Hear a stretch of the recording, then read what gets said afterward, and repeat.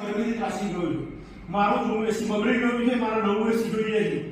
તમે ગમે તે કરી મને સારામાં સારું એસી બતાવો. સારામાં સારું એસી 70-75 હજાર છે. ચાલશે, પણ મારે એવું એસી જોઈએ કે 15-20 વર્ષ સુધી બગડવું ના જોઈએ. 15-20 વર્ષ સુધી નહીં, આપણે 70 વર્ષ 80 વર્ષ સુધી ચાલે એવું આપણે જો છે. ચાલે, મારે તમે બતાવો.